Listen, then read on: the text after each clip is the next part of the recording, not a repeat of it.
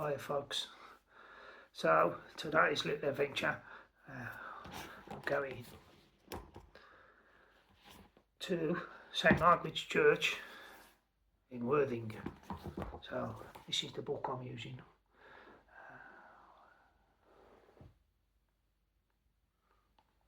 So is that backwards on that camera? I've not got these things sussed yet, as you can tell. So anyway, so there's the book I'm using. Around our churches in mid-Norfolk, North Norfolk and Suffolk. Today it's going to be St Margaret's Church. So let's see if I can find it on the map.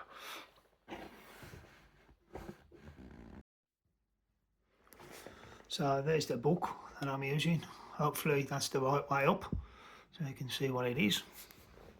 Here's my map. I'm going to try and find it. I've got a rough idea where Worthing is, but I ain't exact.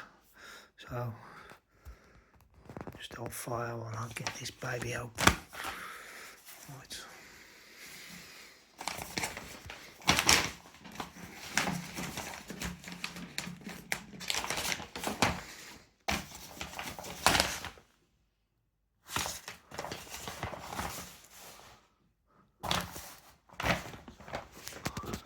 So what we've got there.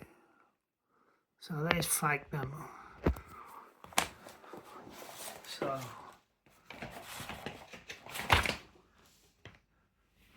So North Elmham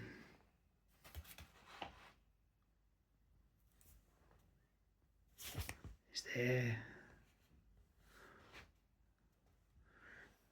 which is there. Oh, you've got Worthing Bridge.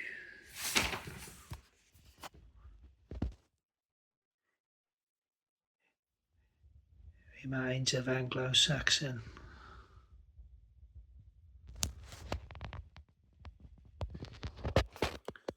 In my previous video, my very poor attempt at my first goal, that's where I went, and that was North Elmham Chapel, wasn't it? Something like that. That's there. It hasn't even got a title on this map. So this church is, so that's the next page.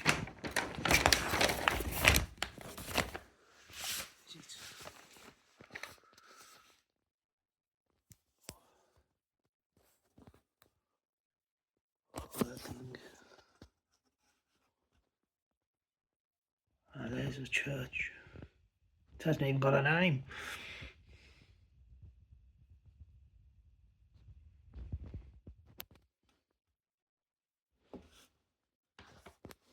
There's even another church. Is that church? No, it's not. No, it's not. So that's the only church I can see there.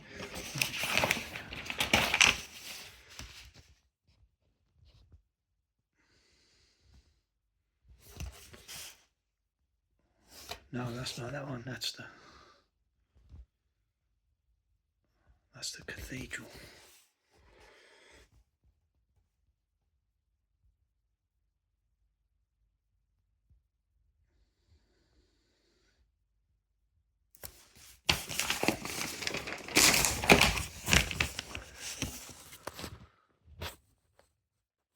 So I'm guessing it's that baby.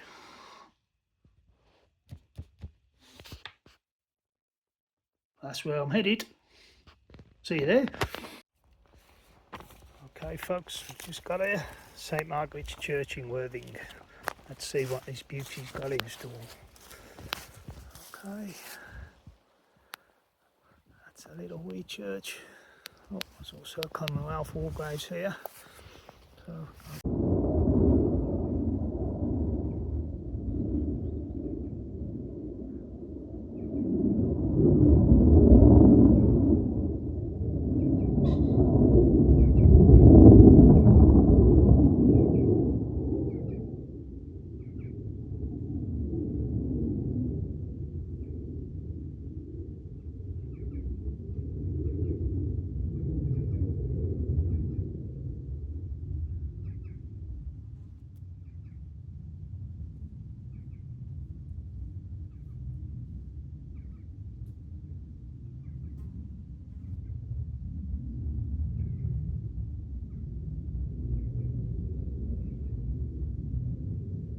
pay our respects.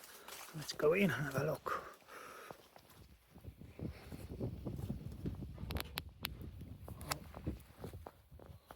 Some graves, as you'd expect, in the churchyard. I've got a wee cross on the top. This, by all accounts, is the east wall.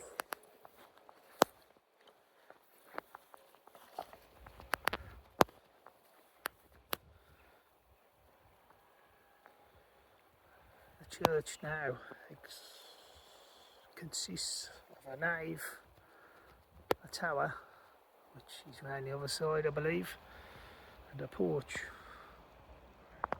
There is no chancel.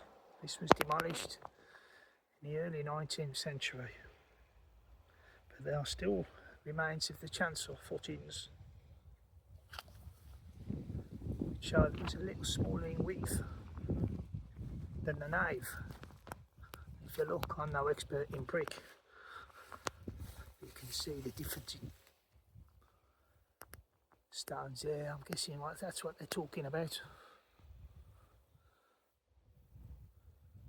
So I'm guessing that was bricked up at one stage in the 19th century. Fascinating how these things changed.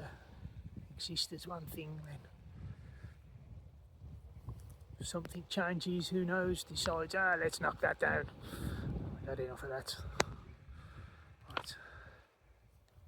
So we'll carry on round. Let's carry on around to there's the porch.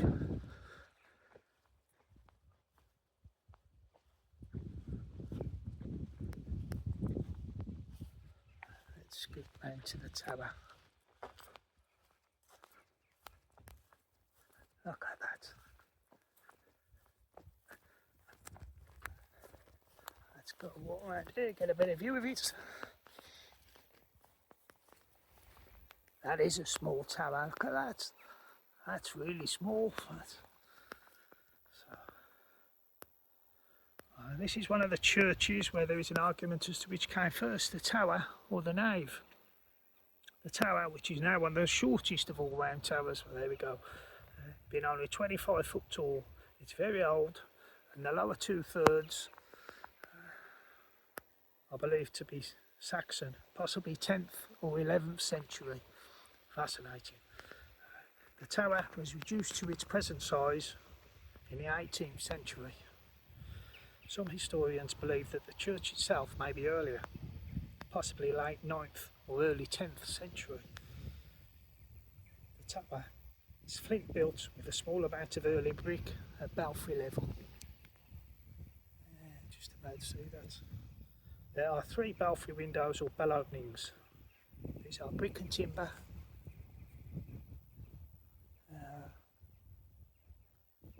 With timber slats.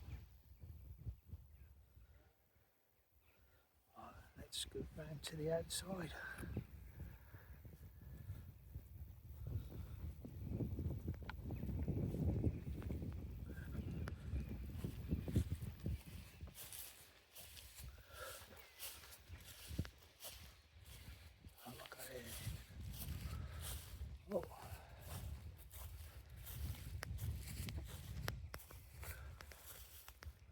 An old bricked up doorway there. See if this book tells me anything all about the doorway. A small bricked up doorway believed to be Norman on the north side of the nave. So an old Norman doorway, eh? Why did that get bricked up, eh? That's the question I ask. Right, let's scoot round to the inside and have a look. See what mysteries it holds inside.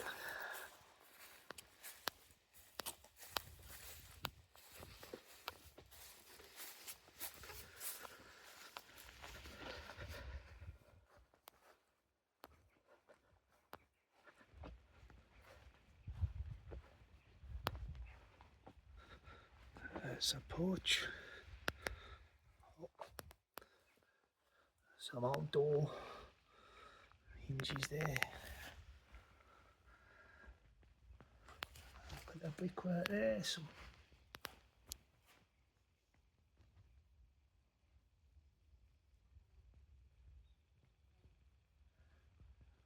little face there.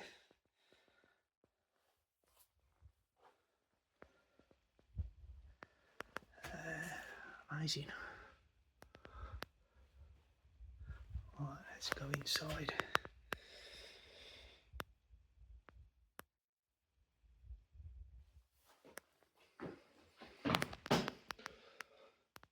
Some more bit of decorative stuff in the porch.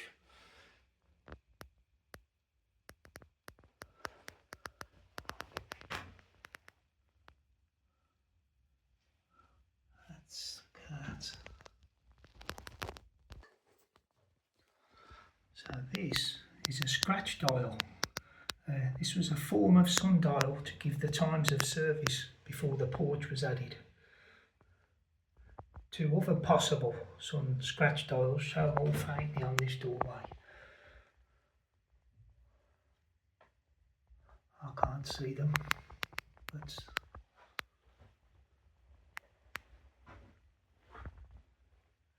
that them maybe? They just look like crosses. I don't know. So this is a Norman doorway. Surprisingly beautiful, showing extravagance in a church which is otherwise controlled by poverty. It is a pair of colonnettes with scalloped capitals which support a semicircular arch of zigzag mouldings. How are this, lads? Notice how the voice blocks varying width, and yet the zigzag pattern continues around the arch. Oh, I see what they're saying. See, there's some wider bricks and some are not so wide, different in width. Yeah.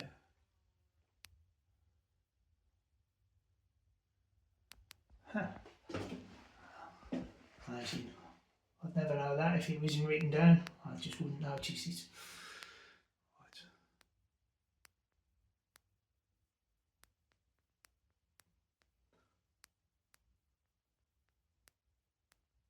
So let's go inside and have a look.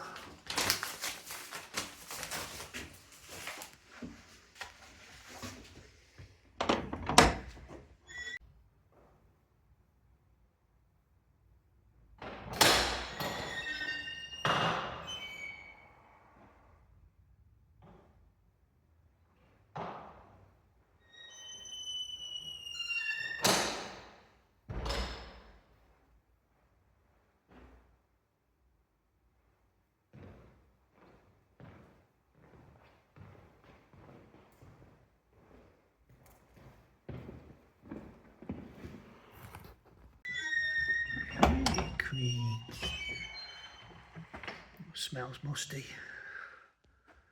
There we go. Quite a simple church, really. Let's go in and have a look. Okay. What have I got there? Right, let's walk up and see what we've got.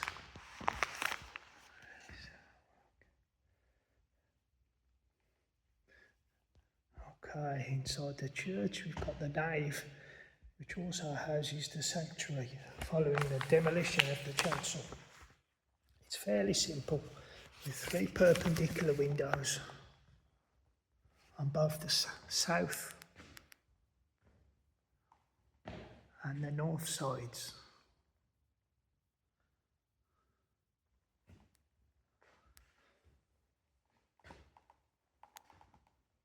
So the south facing porch, oh no, I've done the porch. On the east wall remains, I see it. There we go. On the east wall remains the old and very wide chancel arch, can still be seen. You can indeed. On the north side of the east wall, It's a charming light perpendicular niche with an elaborate canopy over it. So that's fascinating. This will have possibly housed a statue. The pulpit nearby is quite modern, in relative terms.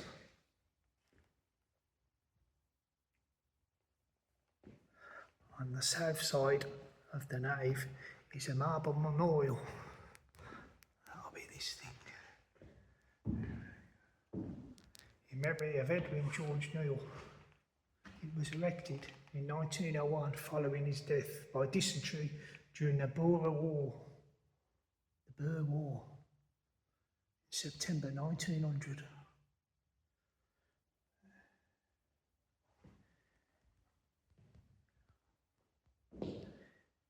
In the southwest corner of the nave is a very striking but rather primitive font. This is made of a brick plastered plinth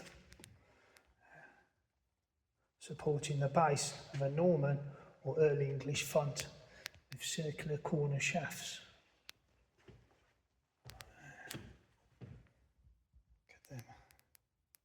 The top portion and bowl, I'm guessing there's a bowl in there, but I'm not going to take it off, I believe to be carved from an old churchyard cross.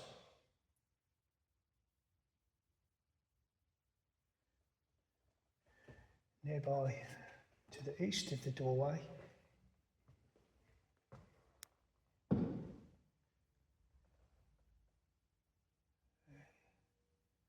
is a holy water stoop.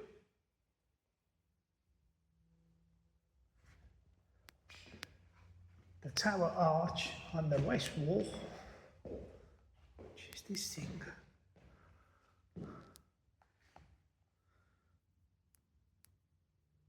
light perpendicular in style. Okay, let's have a look at the roof. Quite plain really, but still an amazing piece of craftsmanship. How they built these things, I just really don't know.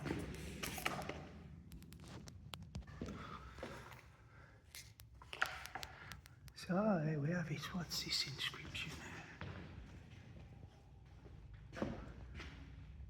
Oh, it's honour of Christ, crucified and in grateful memory of the men who laid down their lives in the Great War, 1914, 1918.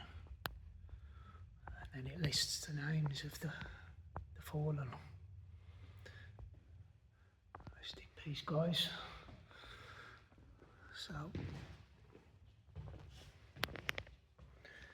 some type of chest there. It's not mentioned in the book. And there we've got a 7th century stereo.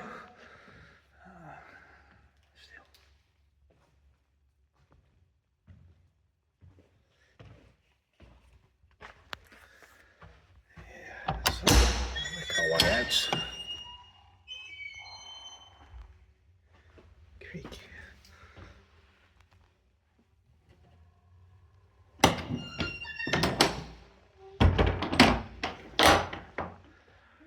we go. We'll pick up a leaflet.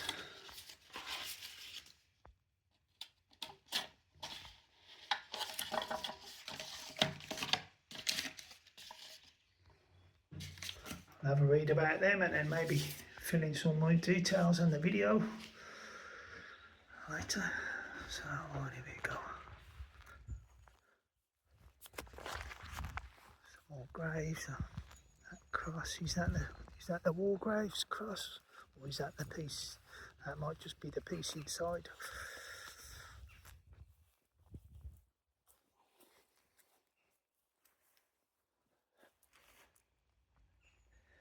No, that's just some private dude's grave. So there we have the church, St Margaret's Church in Worthing. Nice little church, tiny little tower.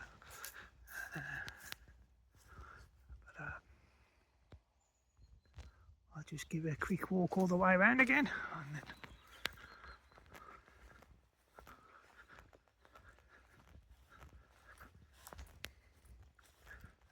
complete with a Christmas tree. I could use that this year. It's coming up. It's going to be Christmas.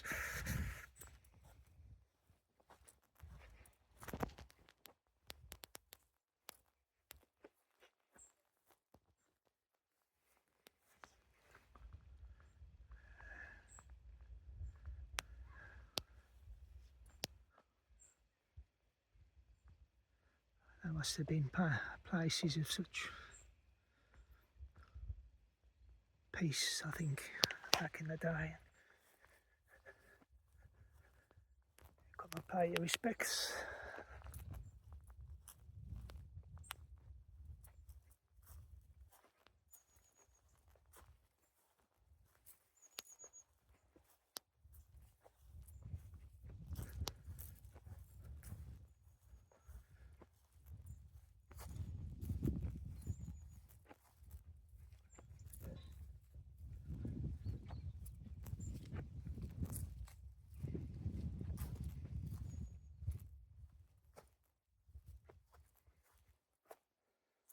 Oh, here we go. Here's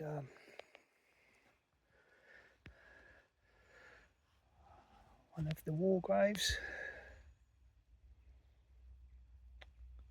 Sad age 27. Oh, there's a few more. Sergeants.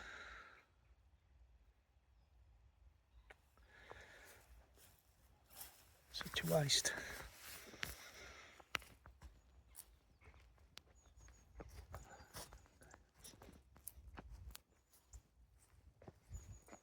Into the sun, make the most of it.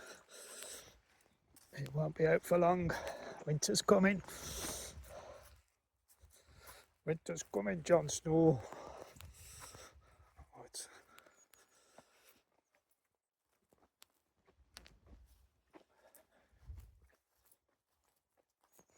I wonder who's in them two graves. That'd be so fancy. There we have it. It's the full loop. There's the church. On to the next one in a few weeks' time. Okay. Very peaceful. Very peaceful. So, let's just have a quick read of that brochure that I picked up. So, yeah. Let's go and sit on that bench.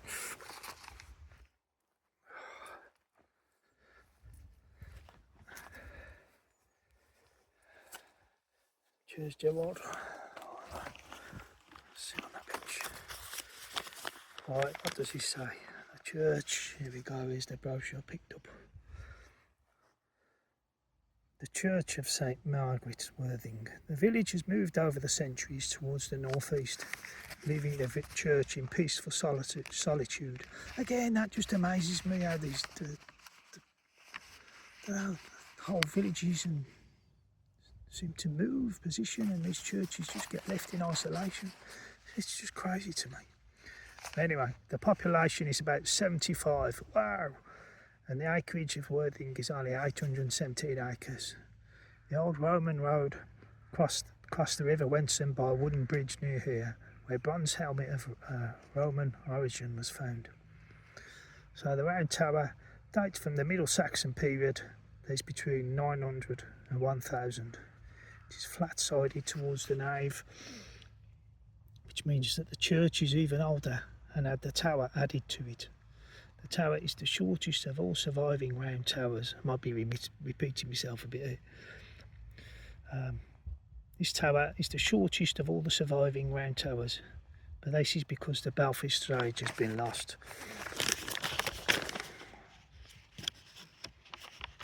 There are 3 wooden square openings constructed with ancient bricks and wooden louvers. Yeah, we've said all that. The west wall of the nave has corners constructed with flints, which is a Saxon feature. At the east end, the corners have dressed stone, except at ground level, where they have flint corners again. This means that the nave is exactly the same size as it was in the Saxon period. The chancel has been totally demolished and we have no record of what happened to it, but it was probably lost in the 18th century. Traces of its foundations can still be found in the ground. It's about 5 metres long, just a little narrower than a nave. Okay. The south porch is filled with knapped flints and has a perpendicular period arch with an outer decoration of floor runs. Here we had a look at that. Right. Yeah, we've read all the rest there. Yeah. Ah, here we go. The east wall is shaped like a chancel arch, but in fact nothing remains of the original arch, and it is all infill without any window at all. The recessing of this wall makes the wall lighter in weight. Uses less material while retaining extra strength at each corner. Resetting this wall is a charming niche of the perpendicular period. Yeah, we looked at that. It has crocketed pinnacles and a lavish canopy supported on brackets which have birds on them. Yeah.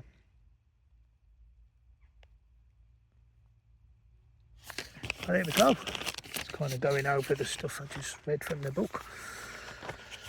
So, here's the book I've been using for my reference. It's Round Tower Churches in mid-Norfolk, North Norfolk and Suffolk, by Jack Sterry. Cheers, Jack. So, yeah, I'm going to work my way through the book. So, there's quite loads of them on there. So, at the moment, this is where we are. And plenty more to come. So, for those of you that don't live in these neck of the woods and can't see these places, I just thought I'd show them you. I love them. So, there we go. So, cheerio. I'll see you at the next one.